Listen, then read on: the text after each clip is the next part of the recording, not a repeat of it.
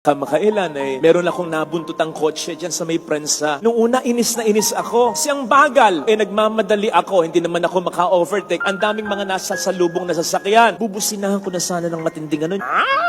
Nang bigla akong makita, parang may karatula dun sa may puwitan ng kotse niya. Ang nakalagay, sensya na, bagong driver lang, tanga pa.